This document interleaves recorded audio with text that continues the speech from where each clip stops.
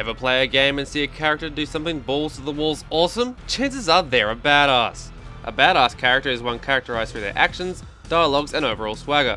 So in honor of no special occasion, I'm going to run through my top 10-ish legitimate badass characters in all of gaming. Now there's only a couple of rules I have to outline first.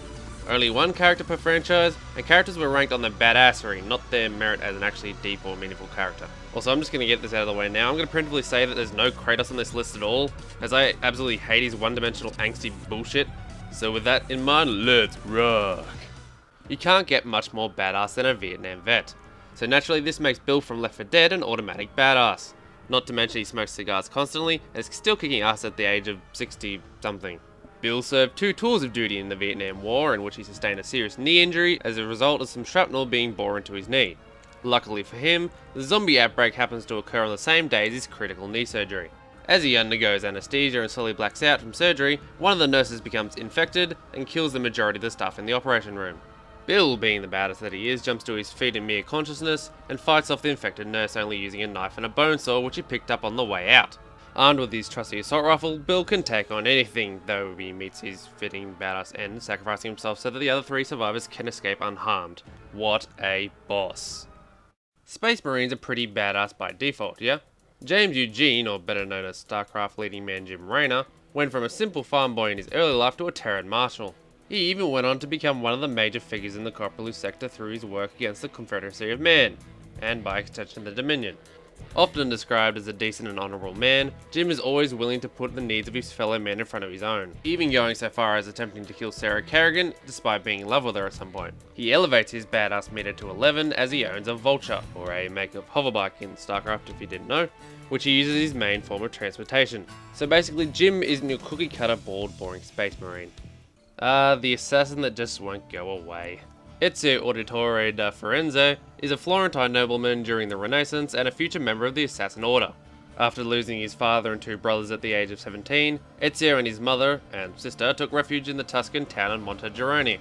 Whilst there, he learned about his lineage, a long line of assassins including his uncle Mario. He then set out seeking revenge against the Templar Order for what he had put his family through. Not only is Ezio a proficient knife and sword wielder, but he's also well equipped at using bombs and guns. Not to mention he's quite proficient with the ladies. Now, to be honest, he would have been a bit higher up on the list if I hadn't fallen a bit out of love with him, so to speak. I mean, I could stomach him for a second game, but by Revelations, I really just checked out. I mean, why the hell does he look Arab now? What the fuck? The prolific war cover himself. He's a bit of a badass. The Dead Rising series is one of my favourites this generation because of the ridiculous over-the-top weapon-making, zombie-smashing, survivor-saving, dueler-shooting fun-fest. The now iconic protagonist from the original game, and the newer off-the-record and some Wii game that no one cares about, is a master of wielding any sort of weapon and turning it into a zombie-killing machine. From bricks to sledgehammers, from swordfish to lawnmowers, and the aforementioned dildo launcher. Not only has he covered wars and survived a zombie apocalypse, but he's also attempted to take on the Hulk. And probably got his spine snapped in two, but my point is this. Frank West gets all the bitches, and you should worship him for it. A bit of an obvious choice here, Microsoft's main, and seemingly only man, Master Chief, or John, is so badass that he doesn't even need a surname. Savior of the universe, born in the year 2510, lived with his mother and father in the Elysium city on the colony world of Eridanus II. At the mere age of 6, he was conscripted into the Spartan II project due to his superior reflexes, intellect and aggressive drive. Over the next 8 years, he and 70 other students were trained on the planet of Reach to become the future protectors of Earth. John excelled at every task given to him and soon became one of the program's highest candidates. Skipping ahead a few years, the subjects underwent dangerous augmentation surgeries in which over half died or either were physically handicapped. At the end of their training, John was appointed the head of the Spartan project. Sporting his signature Mjolnir armor, Master Chief starts fights, finishes them, and then apparently starts them up again for no good reason. Yes, Wesker. This crafty bastard's plans are for the benefit of one man, himself. Wesker joined the now iconic Umbrella Corporation at the age of 17 as part of a research team.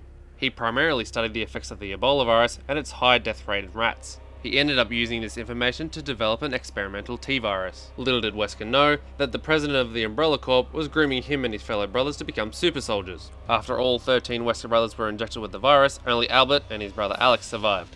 Anyways, getting slightly back on topic, Wesker displays exceptional martial arts abilities, hyper-accelerated reflexes, intensified endurance and near invulnerability. Not to mention that he sports those oh-so-cool signature sunglasses. Elves are badass. I mean, well, most of the time.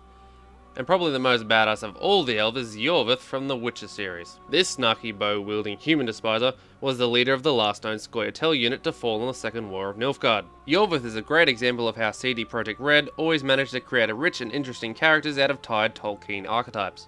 Unlike most video game characters, Yorvith actually has clear motives, especially in his hatred for humans.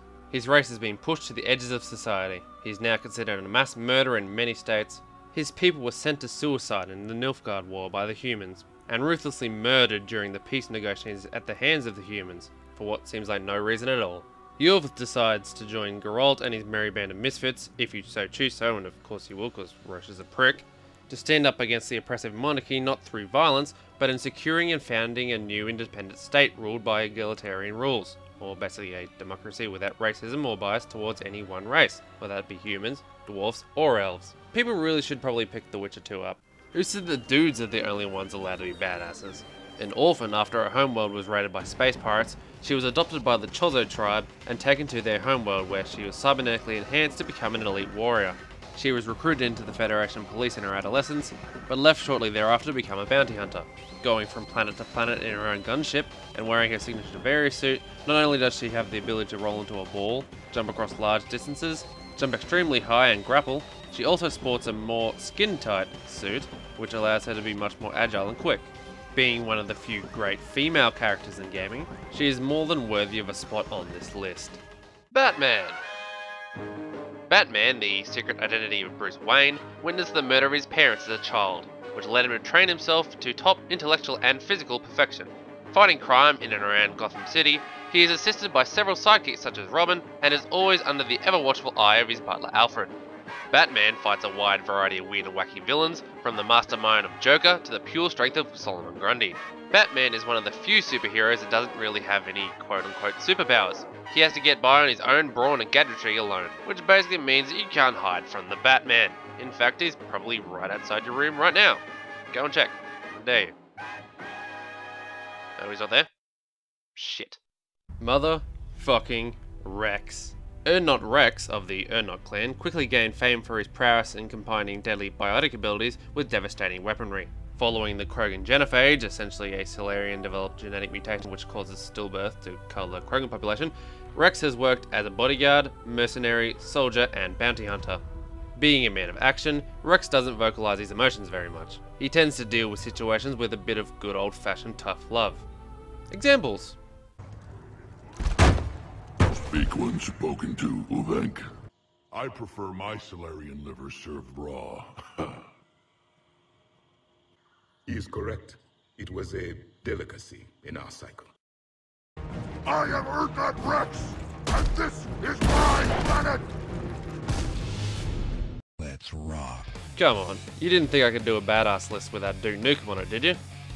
Did you? I mean, it's practically his only character trait. After doing absolutely fuck all for the best part of 12 years, Duke finally got off his lazy ass last year to grace us with his presence once more in the form of the long in development Duke Nukem Forever. Which was bad. Oh, so very bad. Regardless of his latest outing, the Duke is still one of the most badass dudes in all of gaming. From those signature shades to those cheesy 80s one-liners to the copious amounts of babes. Oh, the babes. Being the overtly masculine specimen he is, Duke utilizes more than overcompensatory machinery, from shrink rays to freeze throwers, from trip mines to BMF thunderstrikes. Also, you know you're a baller when you're on a first name basis with the president. Kicking ass and taking names, the Duke will be back, hopefully. Eventually. Maybe? Staging a bit of a comeback this year with a new iteration after a decade of absence, I present to you the bullet-time king himself, Max Payne. Whether he's popping pills, knocking back a 10th shot of vodka, or rolling across the floor in glorious slow-motion goodness, Max is a total badass. An American police detective, gone vigilante, goes on large killing sprees against the groups and individuals who ever caused him pain. Growing up in the 70s, his childhood was less than idyllic. His Vietnam father Jack showed him little attention as a kid, and his mother became an alcoholic after Jack began to physically abuse and cheat on her, leading her to an early grave.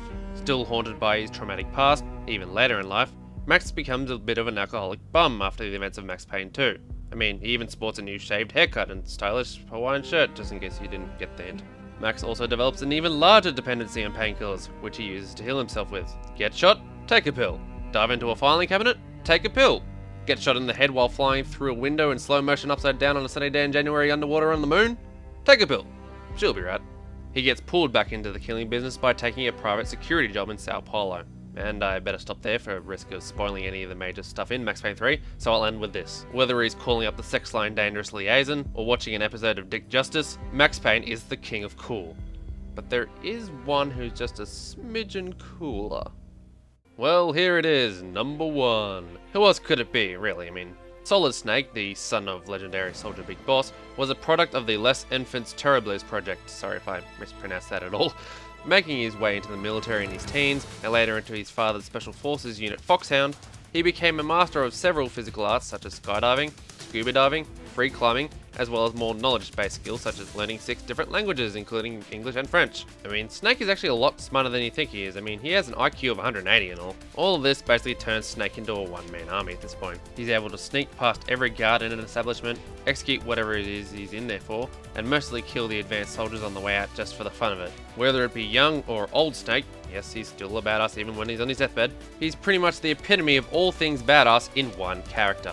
Anyways, thanks for watching, that's me for the day. I do have some more of these in the pipeline, so yeah, I'll head off now.